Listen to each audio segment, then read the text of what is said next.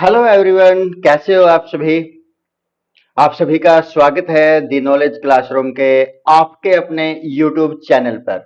आज की इस वीडियो में हम आपके लिए लेकर के आए हैं कुछ विशेष जो कि भारतीय संविधान सभा से संबंधित है। अर्थात हम आज की इस वीडियो में बात करेंगे पॉलिटी के बारे में, अपनी भारतीय राज्य व्यवस्था के बारे में। तो चलिए शुरू करते हैं और जानते हैं अपनी भारतीय संविधान सभा के बारे में, जिसने आज इतना अच्छा संविधान हमें दिया हुआ है, जिसके आधार पर हम अपनी बातों को एक दूसरे के सामने अच्छी प्रकार से शेयर कर सकते हैं। अब अन्य प्रकार की जो स्वतंत्रता हमें इस संविधान ने दी हुई है, तो उनके बारे में हमें जानना चाहिए। यदि हम एक स्टूडेंट्स के रूप में इसको देखते हैं या फिर हम एक सीखने की जो हमारे अंदर जिज्ञासा होनी चाहिए उसके अनुसार देखें तो हमें कुछ ज्यादा सीखने को मिलेगा। तो चलिए शुरू करते हैं इस भारतीय संविधान सभा के बारे में। भारतीय संविधान सभा की जो रचना है, उस रचना हेतु जो संविधान सभा का जो सबसे पहले जो विचार आया था, संविधान सभा होनी चाहिए, जो ऐसा विचार आया था वो सबसे पहले किसने दिया था? स्वराज पार्टी ने दिया था। जो ये विचार है संविधान सभा भारत के अंदर होनी चाहिए, इसका जो विचार है किसने दिया था? स्वराज पार्टी ने दिया था। और कब दिया था? 1924 में दिया था, यानी कि 1924 में दिया था। भारतीय संविधान सभा भारत में होनी चाहिए, जो ये विचार है सबसे पहले कब दिया गया? 1924 में प्रस्तुत किया गया था। किसके द्वारा प्रस्तुत किया गया था? स्वराज पार्टी के द्वारा इसको प्रस्तुत किया गया था। अब जो कैबिनेट मिशन थी, कैबिनेट मिशन की जो रिकमेंडेशन थी, उसकी जो सिफारिश थी, उसके आधार पर ही भारतीय संविधान का निर्माण करने वाली संविधान सभा का जो गठन है वो कब किया गया था? 1946 में किया गया था। यानी कि जो कैबिनेट मिशन है उसके जो सदस्य थे वो कौन कौन से थे? सर स्टेफोर्ड क्रिप्स था, लॉर्ड पेंथिस लॉरेंस था तथा ए बी अलेक्जेंडर था। ये इसके सदस्य कितने थे? 3 थे, यानी कि 1+2 थे। यानी कि ये इसका क्या था? मुख्य रूप से हेड था। और जो कैबिनेट मिशन है, कैबिनेट मिशन के जो 3 सदस्य थे, तो इन 3 सदस्यों की रिकमेंडेशन के आधार पर ही क्या निर्णय लिया गया कि जो भारतीय संविधान है उसका निर्माण करने के लिए जो संविधान सभा होनी चाहिए, तो उन्हीं के आधार पर इसका जो गठन है कब किया गया था? भारतीय संविधान सभा का इसका जो गठन किया गया था, कब किया गया था? इसका गठन किया गया था जुलाई 1946 के अंदर इसका गठन किया गया था। उसके बाद यदि हम आगे देखें, इसके गठन के बाद संविधान सभा के सदस्यों की कुल संख्या, यानी कि जो संविधान सभा थी, क्योंकि अब जो संविधान सभा का गठन किया गया 1946 में, तो उसमें कुछ ना कुछ क्या होने चाहिए? इसके सदस्य होने चाहिए। तो जो वो सदस्य है उनकी जो कुल संख्या है वो कितनी थी? 389 सदस्य थे इसके अंदर। कितने थे? 389 सदस्य थे, जिसमें से जो 292 थे वो ब्रिटिश प्रांतों के प्रतिनिधि थे। प्रतिनिधि क्या होते हैं कि जो वो आम जो लोग थे, वो एक मान लीजिए कि एक 100 व्यक्तियों का ग्रुप है, तो उस 100 व्यक्तियों में से क्या किया? कुछ व्यक्ति इकट्ठा होकर के क्या बोल देते हैं, यानी कि 99 आदमियों ने ये बोल दिया कि हमारा जो यहाँ पर प्रतिनिधित्व करेगा वो केवल एक व्यक्ति करेगा। यानी कि वो उस समूह में से अपने में से एक नेता बना देते हैं, जिसको क्या बोलते हैं? प्रतिनिधि बोलता है, और वही क्या करता है? उसका प्रतिनिधित्व करता है। तो यहाँ पर जो 292 थे वो ब्रिटिश प्रांतों के प्रतिनिधि थे। प्रतिनिधि जो इन प्रांतों का प्रतिनिधित्व करने वाले थे वो कौन से प्रांत थे? ब्रिटिश प्रांत थे, तो उनका प्रतिनिधित्व करने वाले थे। और 4 कौन थे? 4 चीफ कमिश्नर थे। यानी कि 292 तो एक थे, उसके बाद 4 चीफ कमिश्नर हो गए, और जो 93 थे देशी रियासतों के प्रतिनिधि थे। और 93 इनके अंदर कौन थे? जो सामान्य रियासत थे उनके प्रतिनिधि थे। टोटल कितने हो जाते हैं? ये 389 हो जाते हैं। यानी कि 292, 4 और 93, तो ये कुल मिलाकर के कितने हो जाते हैं, 389 सदस्य ये बैठ जाते हैं। तो संविधान सभा में मुख्यतः 389 सदस्य थे। तो इस संविधान सभा के लिए जो चुनाव हुआ वो कब हुआ, जुलाई 1946 में ही चुनाव हुआ। उसके बाद कुल 389 सदस्यों में है प्रांतों के लिए निर्धारित 296 सदस्य, यानी कि 292 जो ब्रिटिश प्रांतों के प्रतिनिधि थे और 4 कौन थे, चीफ कमिश्नर थे, उनके लिए ही चुनाव हुआ। जो 389 सदस्य थे उनमें जो प्रांत थे उन प्रांतों के लिए जो निर्धारित 296 सदस्य थे उनके लिए यहां पर चुनाव हुआ, जिसमें कांग्रेस को कितने, 208, मुस्लिम लीग को कितने, 73 स्थान और 15 अन्य दलों के तथा स्वतंत्र उम्मीदवार निर्वाचित हुए। यानी कि उस समय कांग्रेस के कितने थे, 208 थे, मुस्लिम लीग के कितने थे, 73 थे और 15 क्या थे, निर्दलीय थे। तो इस प्रकार से जो यहां, या फिर ये बोल सकते हैं कि उनके अपने अलग अलग पार्टियां हो सकती है, तो उन दलों के आधार पर वो कितने थे, 15 थे। तो ये उस समय स्वतंत्र उम्मीदवार के रूप में ये निर्वाचित हुए थे। संविधान सभा की जो पहली बैठक हुई थी, अब हम कहां पर बात करने लगे थे, पिछली स्लाइड पर हम जुलाई के बारे में बात करने लग रहे थे, जुलाई 1946 के बारे में। और अब हम बात करने लग रहे जो संविधान सभा की जो पहली बैठक है वो कब हुई थी, 9 दिसंबर 1946 को हुई थी। संविधान सभा की जो पहली बैठक हुई थी वो कब हुई थी, 9 दिसंबर 1946 को हुई थी। कहां पर हुई थी, नई दिल्ली में हुई थी। नई दिल्ली में कहां पर हुई थी, काउंसिल चैम्बर के पुस्तकालय भवन में हुई थी। जो काउंसिल चैम्बर था वहां का जो पुस्तकालय था, पुस्तकालय के अंदर ये मीटिंग हुई थी, जो इसकी प्रथम बैठक के रूप में इसको जाना जाता है। कब हुई थी, 9 दिसंबर 1946 को। तो प्रश्न यहां से क्या बन सकते हैं, यानी कि जो हमारी ये स्लाइड है इसके अंदर जितनी भी लाइनें दी गई है वो अपने आप में एक से ज्यादा प्रश्नों को अपने अंदर संजोए हुए है, इसी कारण से हम इनके ऊपर टाइम देते हुए चलने लग रहे हैं। तो संविधान सभा की जो पहली बैठक हुई थी वो कब हुई थी, 9 दिसंबर 1946 को नई दिल्ली में हुई थी। नई दिल्ली में कहां पर, काउंसिल चैम्बर में।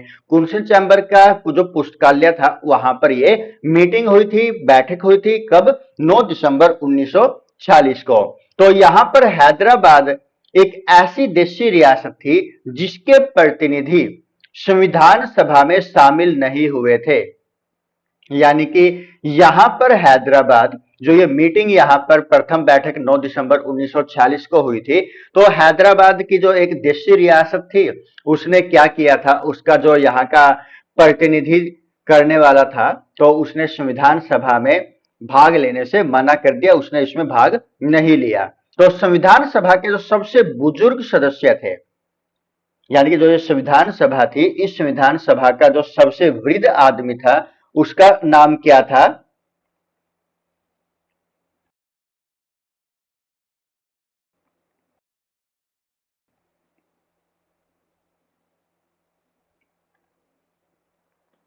उसका नाम क्या था, सच्चिदानंद सिन्हा था। यानी कि संविधान सभा में जो सबसे वृद्ध सदस्य था वो कौन थे, सच्चिदानंद सिन्हा था, जो सभा का अस्थायी अध्यक्ष, यानी कि केवल एक नाम मात्र का अध्यक्ष चुना गया, क्योंकि उस समय कोई और अन्य चेहरा नहीं था। जो एक वृद्ध था जिसका नाम क्या था, सच्चिदानंद सिन्हा था, वृद्ध सदस्य था, तो उसी को क्या बना दिया गया था, अस्थायी सदस्य, कि जब तक कोई हमें परमानेंट मेंबर मिलता है तब तक के लिए हम इनसे काम चला लेंगे। तो संविधान सभा का उस समय एक जो वृद्ध सदस्य था जिसका नाम क्या था, सच्चिदानंद सिन्हा था, उसको संविधान सभा का अस्थायी अध्यक्ष चुना गया था। और साथ में एक तो हैदराबाद की जो देशी रियासत थी उसने भाग नहीं लिया, दूसरा किसने, जो मुस्लिम लीग थी, मुस्लिम लीग ने भी इस बैठक का बहिष्कार किया और इसमें भाग लेने से मना कर दिया। और तो और उन्होंने क्या किया, पाकिस्तान के लिए एक अलग संविधान की मांग भी रखी। एक तो बैठक में भाग नहीं लिया मुस्लिम लीग में, चलो कोई बात नहीं, उसके बाद दूसरा क्या कर दिया कि हमें तो नया पाकिस्तान चाहिए, अपने अपने लिए एक नया देश चाहिए, तो उसके लिए संविधान सभा की भी अलग से मांग रख दी।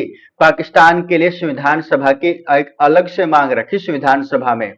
तो यहां पर हैदराबाद और मुस्लिम लीग ये दो आगे, जिसने संविधान सभा की जो पहली बैठक हुई थी 9 दिसंबर 1946 को, उसमें भाग नहीं लिया। अब जो देशी रियासत थी या जो प्रांत थे, उनको जनसंख्या के अनुपात में संविधान सभा में प्रतिनिधित्व दिया गया था। यानी जो देशी रियासत थी, जो प्रांत थे, उनको किसके आधार पर यहां पर संविधान सभा में प्रतिनिधित्व दिया गया था? जनसंख्या के अनुपात में, कि जो जितनी ज्यादा जनसंख्या होगी उतने ही अनुपात में वहां के प्रतिनिधि बन सकते हैं, वहां का कोई ना कोई हेड बनाया जा सकता है। तो ये कितनी हो सकते हैं कि 10 लाख की आबादी पर कितना स्थान दिया गया? एक स्थान दिया गया। यानी कि 20 लाख की आबादी पर कितने स्थान? 2 स्थान यहां पर आवंटित किए जा सकते थे। उसके बाद है प्रांतों का प्रतिनिधित्व मुख्यतः 3 प्रकार के प्रमुख समुदायों की जनसंख्या के आधार पर किया गया था। यानी कि जो ये प्रांत थे, इनका जो प्रतिनिधित्व करने वाले थे, वो मुख्यतः 3 प्रकार के समुदाय थे। तो वो 3 समुदाय कौन कौन से हो सकते हैं? एक तो सिख समुदाय, जो कि इसका प्रतिनिधित्व करने वाला था। दूसरा मुस्लिम समुदाय, और तीसरा साधारण जो अन्य बच गए, जैसे कि हिंदू। यानी कि हिंदू, मुस्लिम और सिख मुख्यतः जो 3 प्रमुख संप्रदाय थे, जिनकी जनसंख्या के आधार पर इन प्रांतों का प्रतिनिधित्व किया जाना था। और जो संविधान सभा थी, जिसमें क्या थी? 15 महिला सदस्य भी शामिल थी। कितनी महिला सदस्य शामिल थी संविधान सभा के अंदर?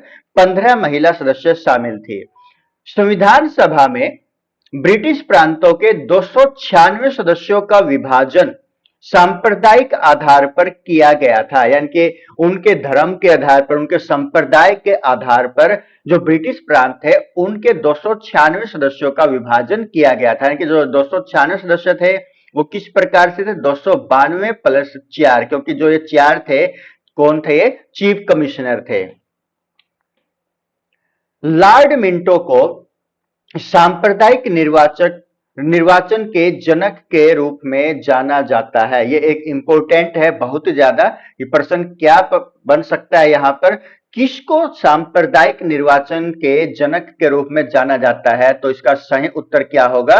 लॉर्ड मिंटो होगा। तो लॉर्ड मिंटो को सांप्रदायिक निर्वाचन के जनक के रूप में जाना जाता है, कि भारत के अंदर इंट्रोड्यूस करवाने वाला जो सांप्रदायिक निर्वाचन है, एक धर्म के आधार पर निर्वाचन होना चाहिए, तो उसके फादर के रूप में किसको जाना जाता है? लॉर्ड मिंटो को जाना जाता है।